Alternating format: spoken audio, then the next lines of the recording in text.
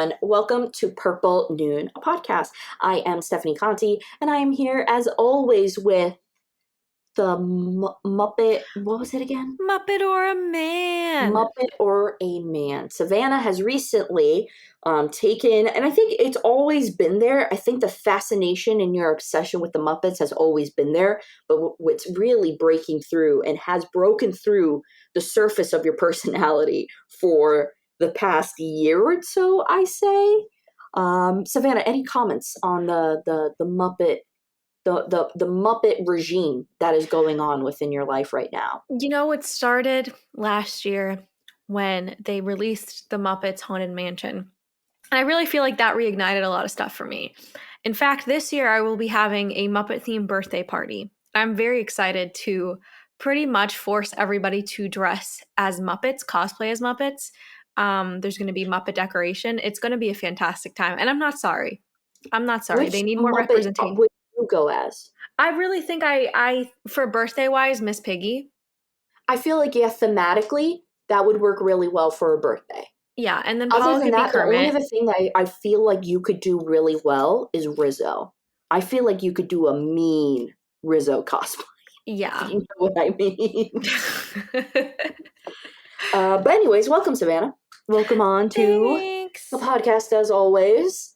So you, and I feel like I'm seeing this within almost everyone, where because of the 2020 and us being locked in and stuff, I think all of us stayed in our childhood rooms a little too long and ended up finding things that we like and we enjoy. And now we're just kind of gripping on as we're moving through this hellish landscape that we call reality.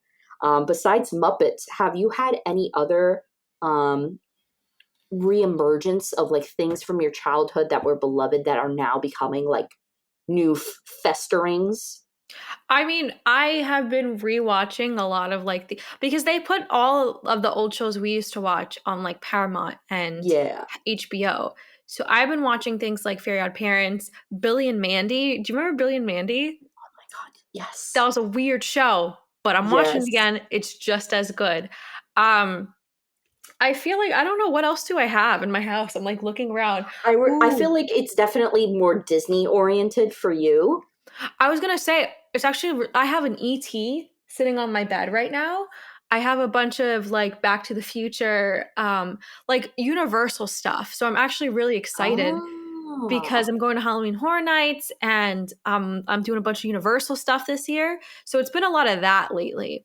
I know that you wanted to do like they're having a Back to the Future, it's like escape room, right?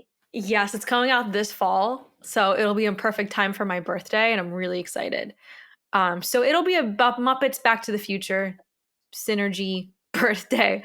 I will say, you got me into Invader Zim. I love Invader Zim so much. And by the way, when you mentioned Billy and Mandy, I was holding my tongue because I don't know if you know, but the voice of Billy is also the voice of Zim. That I hear it now. Yeah. I hear it now. That very shrill, like almost like as like if he's screaming and talking simultaneously. Yes.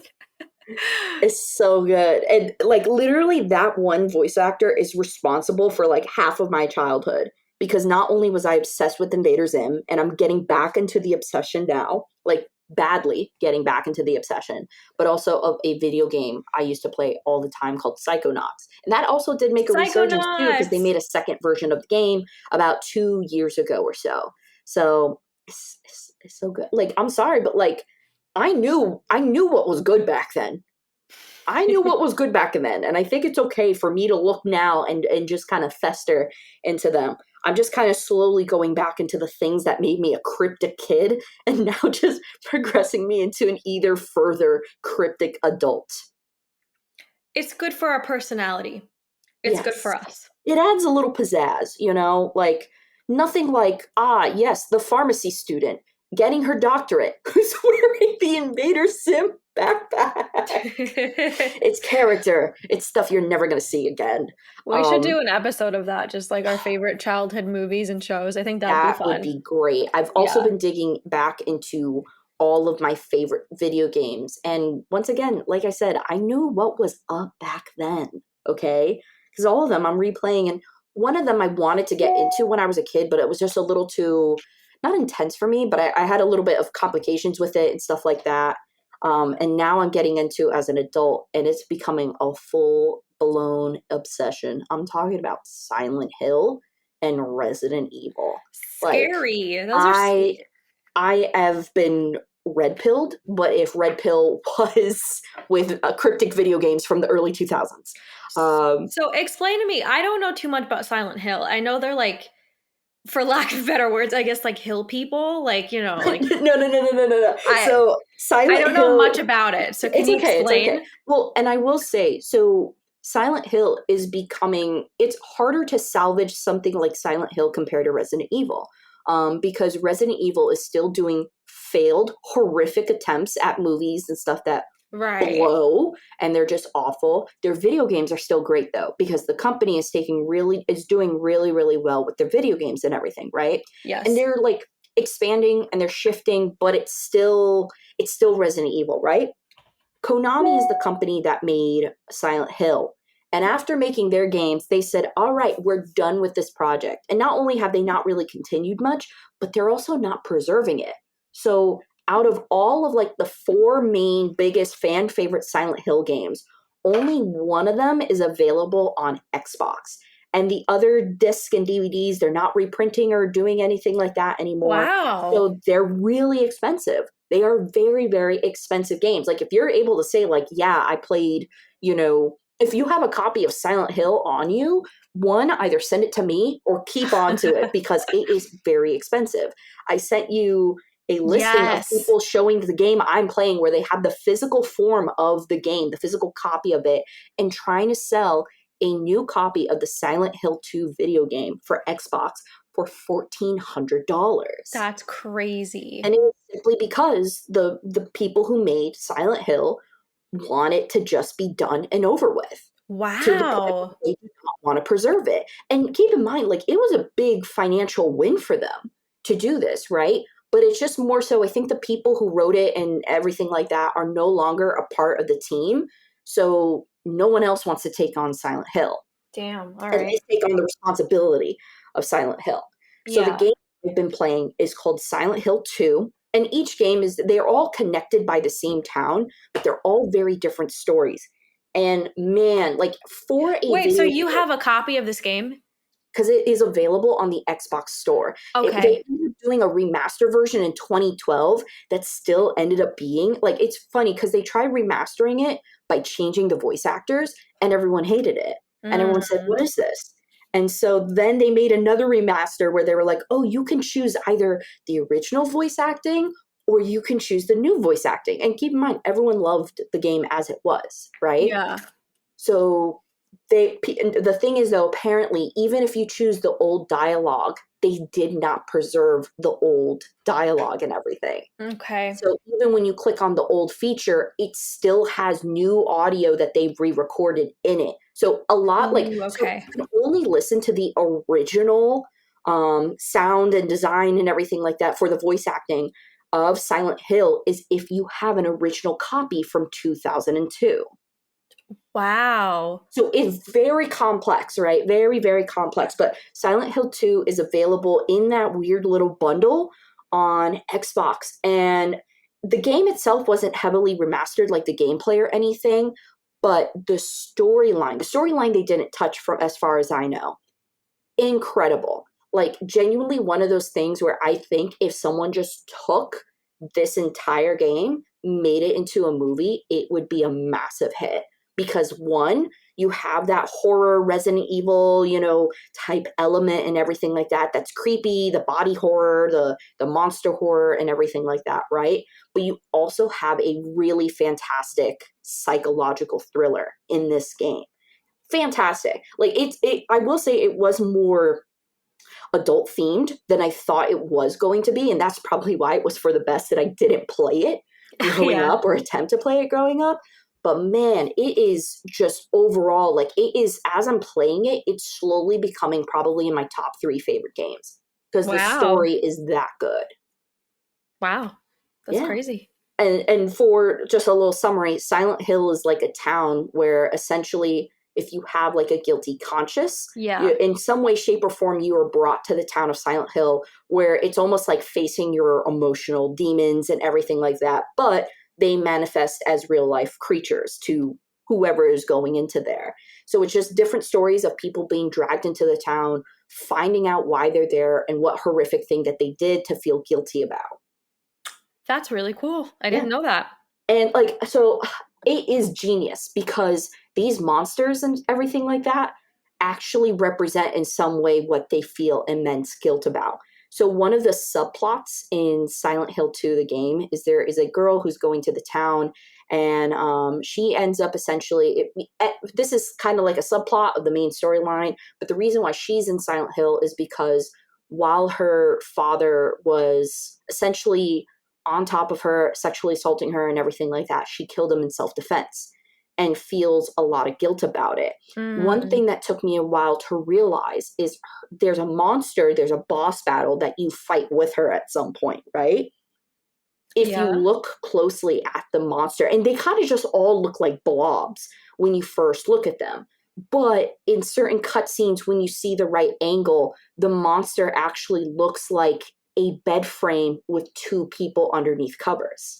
Oh, wow. So it's things like that where all these monsters and stuff look absolutely insane and like they just look crazy, and then you realize that they really are manifestations of these guilt or related to the guilt. So that's why I think it's absolute genius. And if you have Xbox and stuff like that, or if you have old PlayStation, if you have any of those games and stuff, like go play through it again, because it really upholds, like maybe not the schematics of the game, but the story and even like the sound design of the game is incredible.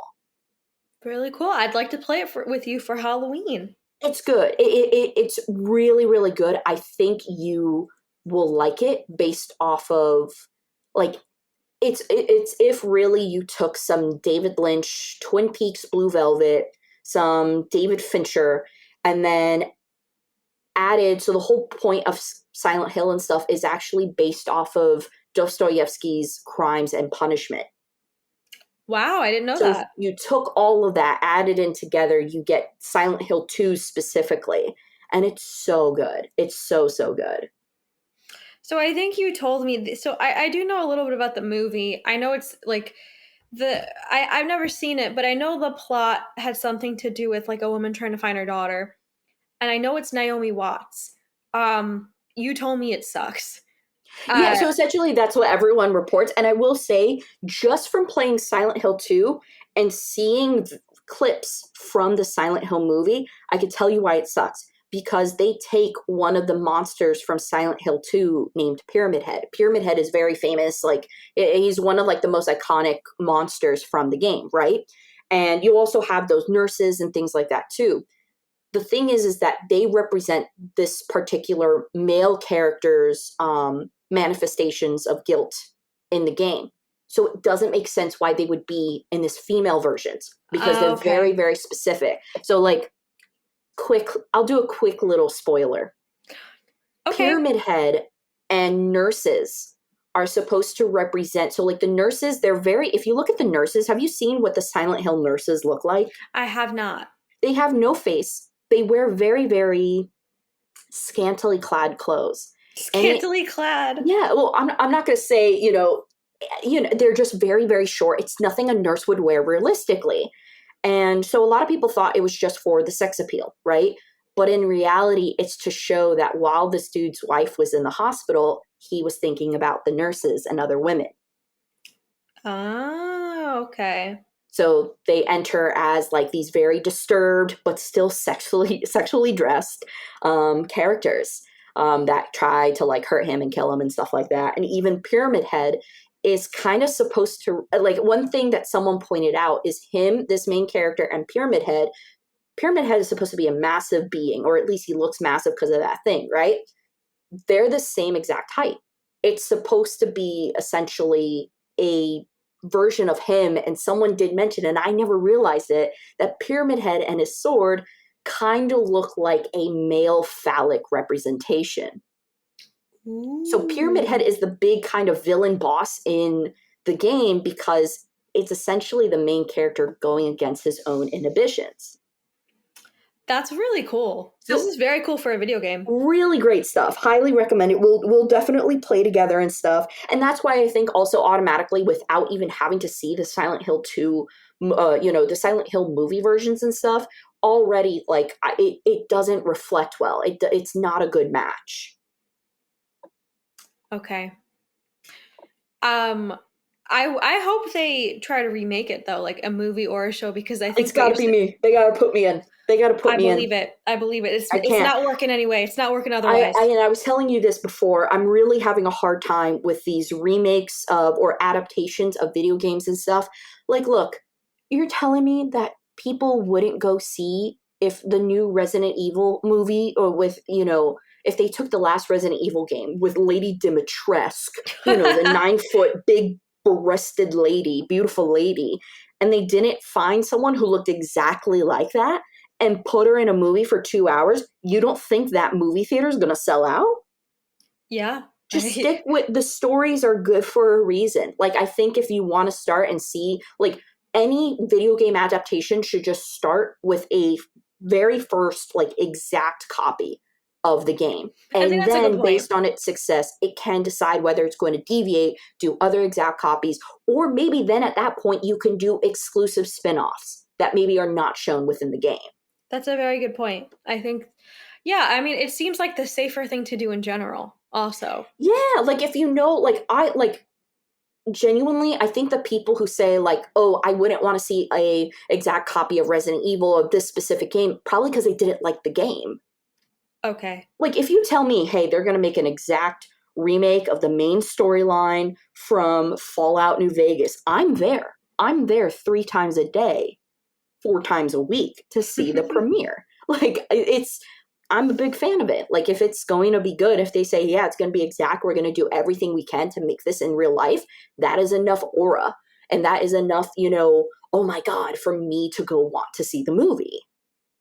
I So agree. I have hopes for the Fallout because they're releasing more photos and it looks exactly like the video game. Like I am genuinely so impressed. It is insane. They just released because in Fallout, I know you probably see me play Fallout. The vaults and everything Yes. in Yeah. Fallout. Yeah. They literally made an exact identical copy of a vault, That's very and cool. insane. Fallout's one of my favorite games. So I'm hoping what they're doing, based on what's being shown, I really hope that they're smart enough and they're doing an adaptation of Fallout 3. That would be That would the be best cool. because it was already a very story driven game, as most of them are, but it has a solid story that can be done in a series very well. And it involves, like, I just feel like it's a good, because if they start Fallout 4 storyline, I don't think it holds up to the older games. So if they do like Fallout 3, that plot and everything, I think it's going to be really good. Yeah. No, I could see that. I would really like to see, because I don't know. I've seen The Witcher, and Mm-hmm. I thought it was fine, but I don't think there has been we were just talking about this, a very good video game adaptation of any kind, movie or No. television. And I think that It, has to change because look at all these stories. Look at all these stories you're telling me that are just fantastic. That would it, translate very good Of to course, of course. TV. And I think obviously there's probably some yellow tape when it comes to copyright and when it comes to being able to utilize. But if you're already taking the Resident Evil name, see what story you can take. Like I think Resident Evil Biohazard, or Resident Evil 7 is a great example of something that could have been made into a movie and been incredible. Yeah. Like it is, so that's the one where it's with the hill people, where it's like in the middle of nowhere Louisiana, and all of them are infected with this virus that makes them have superhuman abilities, and how they want to Ooh. use it, being dragged into the town. Like that's the type of stuff I think could be amazing, and like Yeah. also if you do video games that are more human based than monster based too. Classic Okay. example is try doing a game, a remake of like an adaptation of a game called Monster Hunter. It's literally what it is, hunting monsters. And once again, they took your favorite early 2000s homegirl, Mila Jovovich, and put her in this movie, which I like Mila Jovovich, but Monster Hunter should not have been made into a movie. Yeah. I mean, you could say that for all of these, though, if you know what I mean. It's true. That's true. And like, and that's not a discredit on. No, that's like, nothing to do with Mila Jovovich. We should have learned, like, right? Like, Resident Evil was a pioneer because it really was taking a video game and turning it into something for like the first time on a big level, right? So it was a pioneer, but we got to be able to learn from our mistakes. Like, the Resident Evil movies are only getting worse. That's the thing. They're not getting, these adaptations are not getting any better when you just compare the movies. Do you think it's a cash grab now? Is that what this is? Like, do you think things like Resident Evil? I think it's a desperate attempt to get, because like, for example, why do I want to see Resident Evil when I can play it? No, Simple, I agree. Okay. Simple that way. So if they go, oh, but this is new and different, they think that they can get some video game nerds on board. But really, if they just stick with the bread and butter of the plot and everything, I feel like that they can get that in more so. And then also too, like, oh, there's Stranger Things. It's not going to be back on for another 2 years. So let's bring out whatever other monster related picture and stuff that we can do. Okay. That's a good point.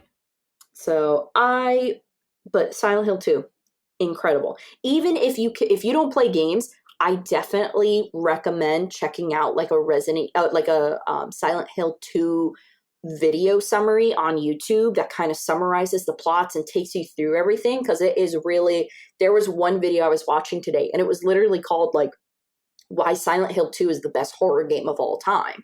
And it is a great, like, especially if you like learning about behind the scenes, how it was made, and also the inspiration for it, a really awesome video just to see how much work was put into making that video game and how like so many details go overlooked when playing the game.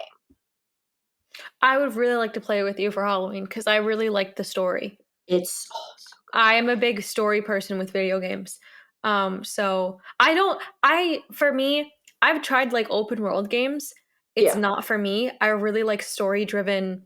I love Until Dawn, and I'm really liking The Quarry because they're very much horror story driven games. Yep. So I know I'm gonna like Silent Hill. I mean, I know I'm gonna like Silent Hill. Yeah, it's also like the gameplay, because you have to solve like a lot of puzzles, riddles, and things like that in order to continue.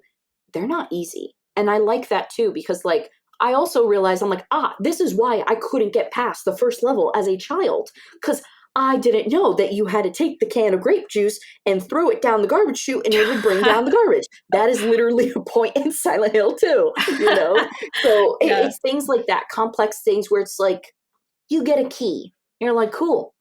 There's like 5 different floors you're exploring. Okay. Where does that key work? You got to look at the key. You got to read it and see what it says. Yeah. And it's not all, like, it doesn't really do a lot to spoon feed you information. Well, that's good. Like, there was one point where there's a clock and you have to like align the clock in order to be able to move it and stuff. And you're like, how do I know what time to do it? Well, in the tiniest little scribble on the wall behind you is the answer. Jesus. But it's so tiny and it blends with the wallpaper that it took me 20 minutes to find it. I don't know. That sounds frustrating. Yeah, I'm going to definitely need your help if I play this game. For sure. I got you on that. But yeah, like, it's one of those. Last thing we'll talk about before we get into Tokyo Drifter. Mm-hmm. I was shitting bricks when playing Silent Hill 2. And keep in mind, visually, it's a lot of like, oh my God, what is that type of thing? It's not super jump scary, but there's a part where you enter a room and all you hear is gagging. Oh, ew. And it is the most unsettling thing I've ever experienced, because you just walk into the room and you just hear like, and I'm like, is that gagging? Like, is that someone gagging? And keep in mind, the way that the camera is fixed in this game, there's no, you walk in a room, you see everything. No, oh my God, playing this game is so difficult. Like, you walk into the room, you see yourself standing in the doorway, and you just hear, you don't see what's on the other side. So you won't be able to see what's on the other side until you get to that point, and then the camera changes. Yeah, So okay. it very much leads you into whatever is going on, where it's not like you can view, because it ended up being a gagging guy, right? You don't see him in the corner. You have to walk up until you're in the corner to see him. And that's also why it's scary, because you're like, I don't know what this gagging is. And it continues. You walk out of the room, it stops. You walk back in, it just goes nonstop until you Ew. find the dude. I can't. But like, They just and keep subject in you to mind, this like, you're noise. listening to, even if you're quick with this, you're listening to gagging noises for 10 solid seconds. But even if you know where this guy is located, even if you play the game before, the layout of the game and stuff, it takes you 10 seconds. You got to go through corners. You got to shimmy through stuff. It's insane. Oh my God. And then like you'll end up in the hallway. The camera won't move. You're facing, like, you're looking at the character face you. Like, you and the character are eye level in this game, right? And you go into the hallway, and then you just hear like, and you're like, what is that? And you don't know until you're face to face with it. And that's where it gets scary. They also just put random things, like there'll be bars, and then like Pyramid Head is just behind staring at you, breathing heavily, and you're like, when is he gonna come back? And he doesn't come back for like 4 hours. Like, they'll just do stuff like that, right? And then it'll be weird stuff like, you picked up a can of juice. Wow, that's And I'm like, don't tell me I have to use the can of juice to dislodge the garbage. And you do. I'm like, there was 14 rocks I passed by. I could have done. I walked 3 blocks to get this can of juice. Now I gotta walk 3 blocks back, passing the gagging guy along the way, and then get the stuff that's in the garbage. Oh my gosh. What a ride. It's rough. It's rough. And then also, when you're nearby something, you also have a radio on you that just goes. So not only are you hearing the gagging, but you're hearing the radio just go violent. So really great use of sound in that game for sure. The soundtrack is also considered to be like one of the best video game soundtracks made of all time, because it does, like, it doesn't have to be gory or anything. Like, the music in the game really carries it through. Okay. I'm going to be very scared And when I'm we trying play. to buy the vinyl, but it's $180. Ooh. So yeah, so I'm that's going on my Christmas list. Well, So yeah, I'm okay. excited to play it. I think you're really gonna enjoy the story of it. For sure. So, all right, let's get into our movie. Thank you so much for the video game ramble. I hope it was of some information to you and that you enjoyed. But let's get into Tokyo Drifter. So this one has been on our list for a while. I actually have a video where I did like 5 years ago, a little video analysis on it. You can check that out. It's one of my most viewed videos ever. And it's so funny because everyone's like, wow, you made this so well. Edited it on iMovie and I shot it on my phone. I did before screen recording was an option on the iPhone. I took my phone and I sat in front of my TV. I put it on a tripod. And so that's why no one's like, oh my God, this is handheld. No, I stuck it real close to my TV on the tripod. Great job. You did a great job, bestie. Thank you. Thank you. But this was your first time seeing Tokyo Drifter, right, Savannah? It was. And we watched it together. Yeah. And so a little bit of backstory. Tokyo Drifter is a movie that came out in 1966. It is currently on the Criterion Collection, as well as available on the Criterion Channel, in case you're curious. It is about after his gang disbands, a Yakuza enforcer looks forward to life outside of organized crime, but he must soon become a drifter after his old rivals attempt to assassinate him. So this was directed by a Japanese director named Seijun Suzuki. It was written by Yasunori Kawauchi. I think I'm pronouncing that okay. So he was the writer for it. And really, the 4 main people a part of this are Tetsuya Watari, who plays Tetsu, or Phoenix Tetsu. They call him different, or, your, at that point, your Tokyo Drifter. You also have Chiko Matsubara, who plays Chiharu, uh, Hideaki Nintani, who plays Kenji, and then Tamio Kawaji, who plays Tatsuzo, also known as the Viper. So it's definitely a lot more cast to it and stuff. But Savannah, since this was your first time watching Tokyo Drifter, what were your thoughts on it? I think when everybody watches Tokyo Drifter for the first time, the standout thing is the color. And it was the one thing that kept, and I'm not saying this movie is boring or anything like that, because I really like the story as well, but I think this movie does a good job at keeping your attention, even when things aren't that interesting, whether somebody is walking or it's just like a duller scene in general. The color contrast of this film is it's very different. I haven't seen a movie, especially a gangster movie, utilize this use of color at all. And it was really Yes. cool to see like blues in one scene and then like red and orange in another. And then the next scene is just Yeah, like this bright let's not forget green. the baby powder blue suit. Oh my gosh. So, I mean, with that, I have yet to see a movie, even, what is it, like 50, 60 years later, that Mm-hmm. utilizes color as well as this movie did. Um, there were a lot of aspects that I liked about the film, specifically that when Tetsu, right? That Mm-hmm. Tetsu, when he is about to kill somebody, he is singing right before. And I thought that is such a cool thing, how menacing. And it wasn't like he was singing this scary song, Yeah, it's not but like he was singing like heavy metal or anything like that. it was just like this very calm song. And then there's a death the next scene. And I thought that was a very cool way to like make this character menacing almost. This is a very different gangster film. That's the last point I'll make. And I For really sure. like it. And I think we need more movies that kind of, especially now, I feel like the gangster genre in general is dying. And the musical genre, which I think is very ironic since I feel like it's almost both. Yeah, it Um, definitely teeters different genres as it so walks the line throughout the movie, you know? so I think yeah, I think this is a great example of what we should be doing now, taking more risks. Oh But yeah, yeah, I really and enjoyed the film. I'm sorry I went on a little bit of a rant, but I really liked the movie. And yeah, two thumbs up.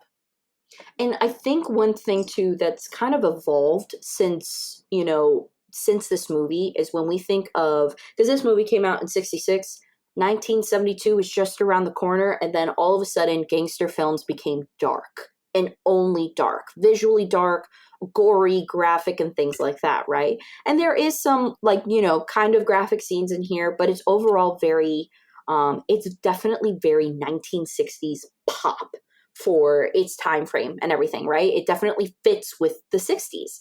And I think you're totally right. Like, we should not be afraid when we do gangster films like this to be able to experiment with color like this.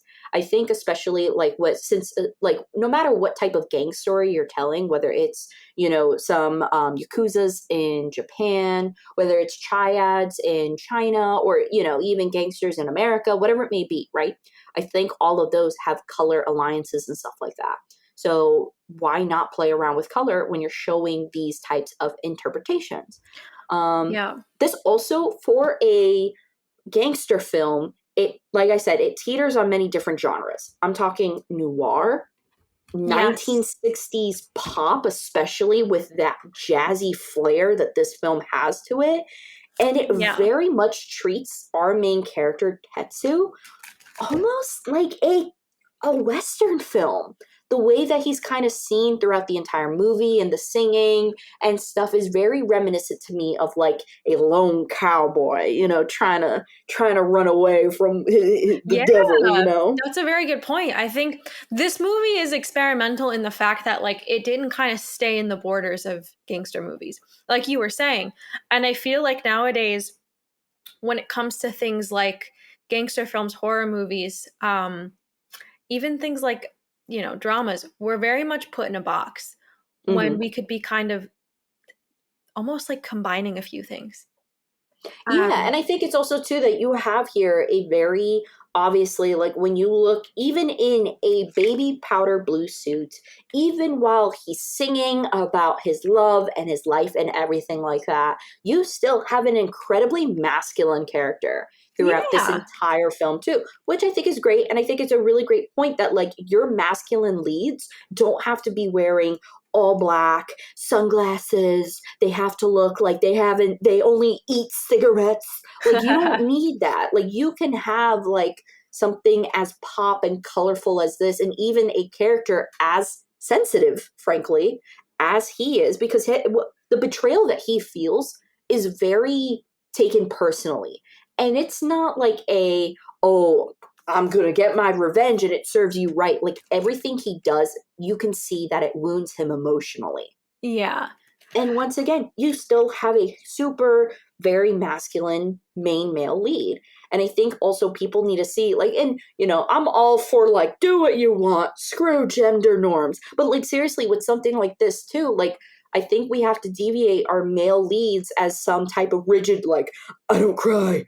I am the night. Yeah. Sorry. Yeah. Didn't mean to do Batman there. No, but I feel like color really comes in handy for this though, because when he's wearing this, when the background is bright green and he's in a all blue suit, it does do something to gender norms.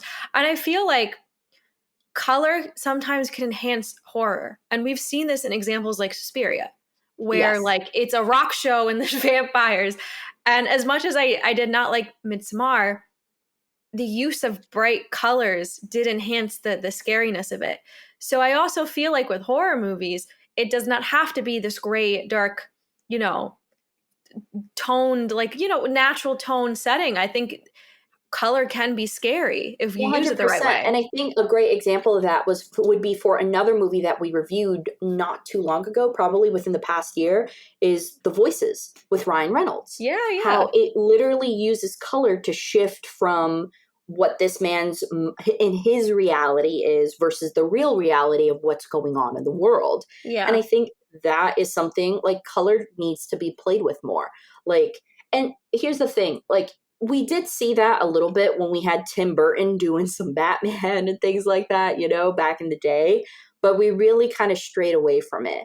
And I don't necessarily blame directors. I think, and I don't blame audience members for, I understand, like, I'm someone where I'm like, sometimes I just want a really dark, cryptic movie. It's all black. Yeah, it And it's depends just on the insane film. looking, but I don't think we need to be afraid to do something that are more masculine driven action-y type movies. That you don't have to be shy of color, and like you can see still how much of a threat Tetsu is to all the other gangsters. Like literally some of them lose their minds trying to kill him, and yet he Yes. still does it so casually, so cool, very, like I said, that cowboy-esque.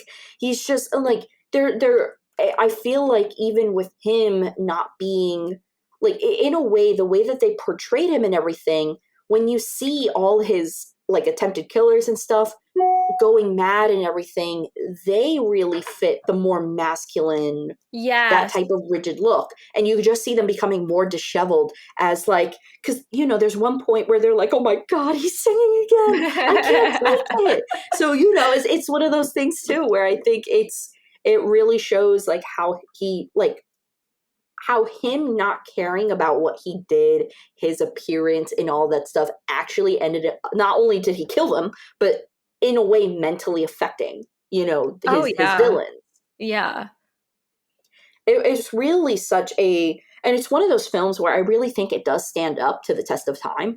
Like, I feel like this is a movie where even if someone is not a fan of foreign films or if they're just not versed in it, that you can really show this movie to anyone and they'll find some type of enjoyment in it. Oh yeah, 100%. Like, and I really like the way that they utilize like Tokyo nightlife during this time frame and everything, where you not only have our character in the baby blue powder suit, but you also have everything lit by like neon lights, which were considered at the time to be more newer. That was like the new thing, in all the neon lights and everything like that. That was more of a in the now type of moment for them, but it really works. And it creates like that really great balance of here we have a lot of color, but we're also trying to convey that we're in the city, that we are, in the thick of it. Oh, 100%. Um, and I think with this movie, you can really see like a lot of this is just the director's personal style, which Hmm. I really appreciated because I feel like, especially for the 60s, it probably would have been easier to do something more traditional. And I feel like the fact that he didn't feel like he had to conform. And I like it in general when directors put kind of their taste into their films rather than what they think the general public will like. Because I do think there's a payback to that. And there was 100% a payback to that. Most people like this movie when they see it, I assume. I liked it. So Oh I'm just yeah, gonna say I that. But think it just has it's a very well digestible movie in a good way, where it's fun to watch. There's still a little bit of elements of surprise, especially with the betrayal and everything, and it overall is really just good. And like you can tell, because you can kind of see, like, even like the great movie directors now who we praise for their use of color, specifically Quentin Tarantino. He says that this movie was a huge key point in inspiring certain scenes that are found within like Kill Bill, and like even like the use of red within Inglorious Bastards and stuff like mhm. that. So yeah, like I think, and once again, here those are also colorful films that are kind of centered around more masculine plot lines. Even though they star females, they're definitely that more actiony Yeah. oriented plot line that mostly is just associated with masculinity. I also think it's funny how like there are such happy colors around and this movie is brutal. Like it's fighting and violence the entire time. Hmm. And it works very well, surprisingly. Like you wouldn't think that, oranges and pinks and blues and greens would work well when like somebody's getting shot. Remember that what was that one scene where they're all fighting in a restaurant for like 10 minutes? Was it a restaurant or like a bar or something? Yeah, the bar where it had like the pipes. Yes, and it's just like this, and it wasn't like incredibly colorful, but like there's just like severe beatings going on, But I and also this, think it's funny too that like when you consider like Japanese, Yakuza and stuff like that, you're going to think more traditional Japanese. Whereas this literally has like a setting in, a 1960s pipe filled jazz club where they're all doing the twist. And in yeah, the other room, and meanwhile, it there's breaks out Yakuza fighting. members and everything like that. Yeah, I will say this movie definitely ages well, surprisingly. 100%. I also like the different types of characters that we have, and like even the villains and how they just keep coming back and everything like that. I think one great scene that really just showed how untouchable Tetsu was, where there's a scene where Tetsu is like healing his cuts in a room, and a person comes in, ends up falling down, doesn't shoot him, ends up shooting the mirror next to him, and he ends up kicking a huge pot of boiling water onto the guy. So even unarmed, even pretty Yeah, much half out of that baby powder blue suit, he was able in a swift second to kick a pot of boiling water onto this guy and burn him. yeah, yeah. It really is just a movie that holds up. It's really good. I've shown it to you. I've shown it to Zach. I've recommended it to other people because it's also just I just think it's an overall well-rounded, enjoyable movie. Kind of like a more obviously like a gangster version of like Police Story, something like Police Story, where that is just very heavily enjoyed. It's really good, well-rounded. Like I do think this one, the plot and the filming and everything is a little bit more higher up in complexity, not to rip off like Jackie Chan or anything. Like obviously the stunts he does in Police Story are incredible, but in terms of the look of the film, this really does have an edge on majority of films that were not only probably released within this time period, but also coming out from Japan as Yeah. well. Yeah. No, I completely agree. Um, I will say though, I feel like this movie wouldn't have been successful without the main character, without the main actor. I think he carried a lot of the performance on his back. Not to say that the villain, and the whoever else was in the movie, the girl weren't good, but the story is primarily told through, Tetsu, Tetsu, right? Yeah. Um, and he really does make the movie. This guy's going through it the entire film. I don't know if he smiles the entire time, but you could really feel like the heaviness. And then he's kicking ass 5 minutes later and he's singing and he's just down. But I do feel like the casting choice and I guess the direction the movie went with him, it really paid off. I don't think the movie would have been half as successful without him. 100%. I also really enjoy the fact that it's really Tetsu. Playing Tetsu is also the Yeah. person who sings. He is actually singing. That is his song. When you look at the credits, it says sung by this, made by this. Yeah. And so I think that's also really great. And then I also, as I'm realizing it too, I think there's a great way you know that him and his girl are going to make it in the end. And it's one thing that I think maybe it could be obvious to others, but I'm just kind of putting it together now. You know they're going to be destined for each other because they won't stop freaking singing about each other. Yeah. She was Even going she's through having it her too. own moments, like going, "Watashi wa." I don't know the lyrics, but she's singing about the Tokyo Drifter and everything, and how she's like, "The Tokyo Drifter left me," and it's like like it matches. And I also really like how this song adapts. It's one day he's saying like, "I'm alone." Yeah. And the next thing he's like, "I miss my girl." It really adapts over time, and the lyrics change They were over both time going too, which through I it. think is Yeah. really smart. It also does something really weird. In the beginning, I'm recalling now that it actually starts in black and white in the beginning. It almost like teases and thinks like, "Oh, you're gonna have a traditional gangster film," Yeah. before it quickly goes into the baby powder blue suit and the huge pops of colors and everything like that. They tricked us. Yeah. They really tricked you.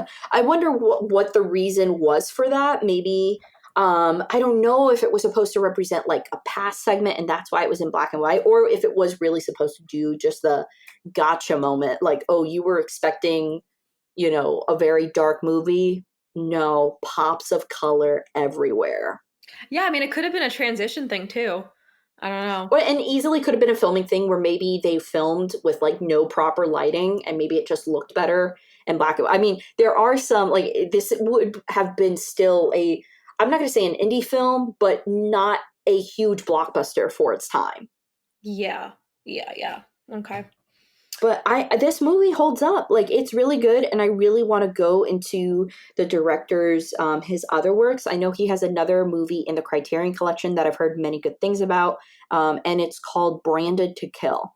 So I would really love to see that one too, and potentially review it one day with you, because I do think this is definitely a very like this his work. The director Seijun Suzuki really stands out for the time frame and for the genre.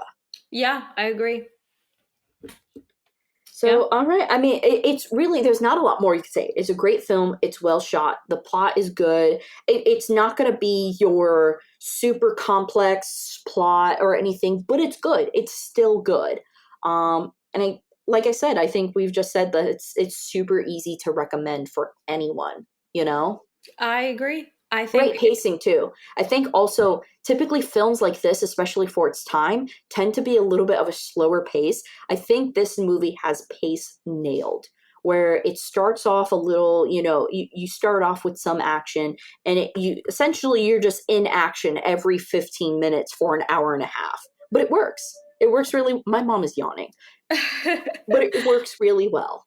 No, I don't think I think exactly the pacing's good. You'll always be entertained. You'll have something to watch. Um we should put that next movie on our list for sure. But I will. I would recommend everybody go see this movie. So, overall, what score? So, first of all, would you own the DVD/Criterion, and what would you rate this?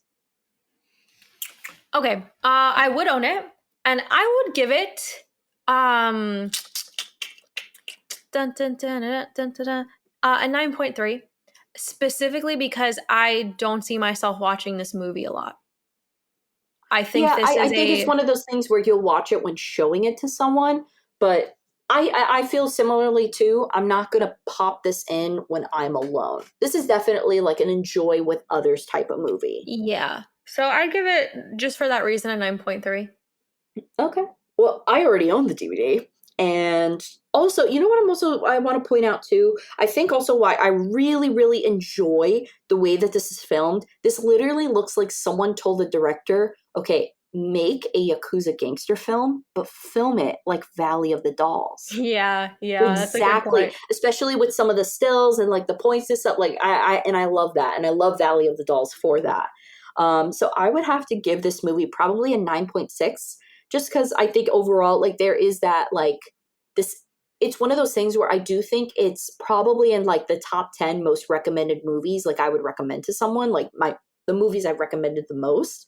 But for me personally, I think I really enjoy it. I don't have like a deep rooted emotional connection to this film. I Mm-hmm. think for me, that's what's missing for it to be a 10 out of 10. I think it's a great movie, but it's not like me when I'm talking about The Thing or, Yeah, Last exactly. Tango. Like, I don't have, it doesn't run that Doesn't emotionally ignite deep that for me. passion. Doesn't It, does, ignite that passion. I don't have the fuego for it, Savannah. But it's still overall a fantastic film. Highly recommend it. So, Yeah. yeah, 9.6 feels good. Yeah. I feel that. Perfect. Well, and also, like I said, remember if you are curious to see like some so how old was I? High school. God, high school me recommending and talking about this movie and everything like that. It's on the YouTube channel. Just look up Tokyo Drifter and it should pop up alongside this episode. And yeah, so go check it out if you want to see high school me talk about Tokyo Drifter and everything. And pretty much my views are still the same. Like I genuinely like as I'm saying stuff now, I'm like, oh yeah, I said that in my YouTube video because it upholds. It's a really great film. Do you know what movie we are going to record next time and talk about? Because I know. I forgot, but yes, I don't know I'm the name. excited because I've been wanting to see this because I listened to that soundtrack by Georges Delarue like nobody's business. So I'm excited to finally be able to watch this. We are going to be watching next time Two Men in a Yep. Town, Yep. starring our boy Alain Delon. I Our love it. boy, our man, our everything to Purple Noon. We also have I think his name is Jean Gabin. I could be wrong. Let me look this up before the French get angry at me. And by the way, so there is a movie with the same name. Essentially, it was a remake. We're talking about original Of course. No other. 1973. I was close. Jean Gabin. So we have Jean Gabin. It's directed by Jose Giovanni. And we also have a very young, shaggy hair Gerard Depardieu. Of course we do. So, bonus points for that.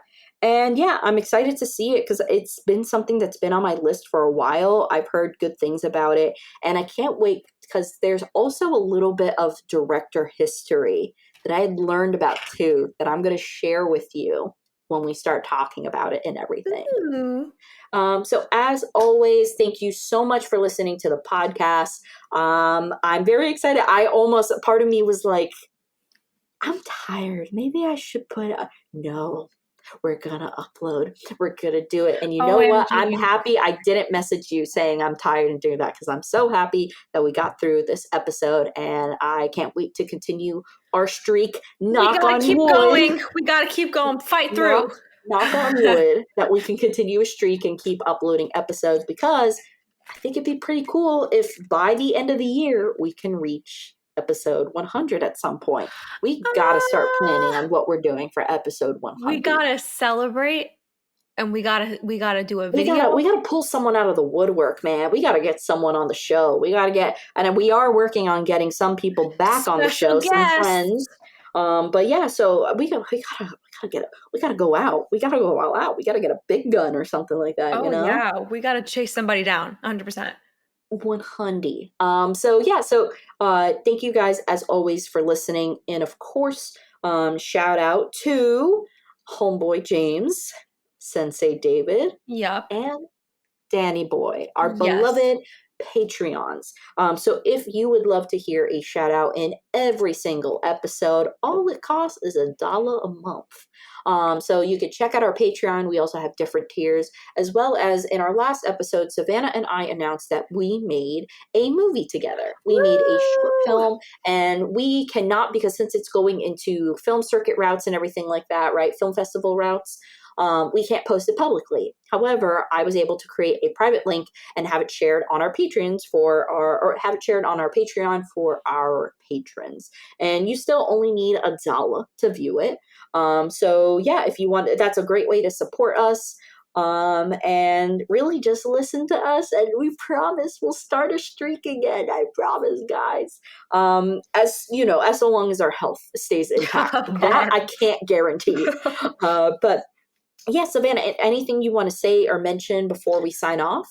I think you and me decided that we're gonna start here and there doing some videos of us. Yes. So face to doing face, some guys. video versions of the episodes and whatnot. Because we were going to do that today, and then I realized, I was like, oh, I don't have a Zoom account. And then I realized I should also probably do my research and see if Zoom is going to be the best platform for that. Might play around with Zencastr, which is a platform that we currently use now. But yeah, so you should be able to see from time to time some video versions of the podcast and everything.